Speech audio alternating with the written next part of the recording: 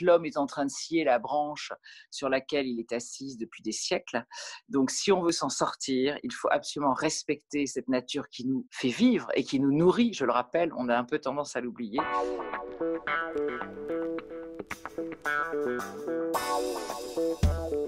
Je suis Yolène Delabine, je suis journaliste et depuis 5 ans, je travaille sur les intelligences animales. J'ai créé 2 événements, une journée mondiale des intelligences animales à La Villette et une université d'été de l'animal au château de la Bourbansais au sud de Saint-Malo.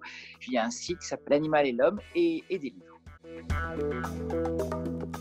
Moi, j'ai quitté Paris il y a presque 30 ans et j'habite dans une ancienne ferme avec 12 hectares. On est dans une région d'agriculture intensive. Et donc, la première chose qu'on a fait, c'est de replanter des kilomètres de haies. On a planté un petit bois, 3 hectares de pommiers et de poiriers. Les arbres, c'est très, très important pour nous. Et du coup, le résultat qui est génial, c'est que la biodiversité est en train de revenir et que vraiment, on revoit des papillons, des oiseaux. Donc, les arbres sont absolument essentiels pour la biodiversité et la beauté de la nature. Je travaille sur les intelligences animales pour expliquer aux humains qu'ils ne peuvent pas vivre sans les animaux. Les animaux sont essentiels à la vie des humains. On a fait depuis une quarantaine d'années des découvertes absolument fabuleuses d'un point de vue biologique, mais pas seulement. Et c'est la même chose pour les végétaux et pour les arbres. On découvre depuis quelque temps que les arbres ont des stratégies, qu'ils ont une communication entre eux, qu'ils ont donc une forme d'intelligence, si on peut le dire. Tout mon travail, c'est vraiment d'expliquer aux gens que sans le végétal et sans l'animal, on ne peut pas continuer de vivre. Le monde du végétal est un monde fabuleux et les arbres ont énormément de choses à nous dire et à nous apprendre.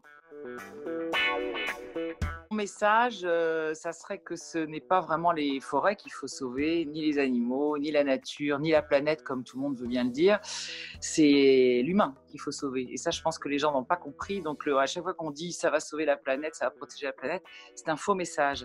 La planète, elle a déjà vécu 5 extinctions majeures. Elle s'en est sortie. Il y aura de la casse, mais elle s'en sortira.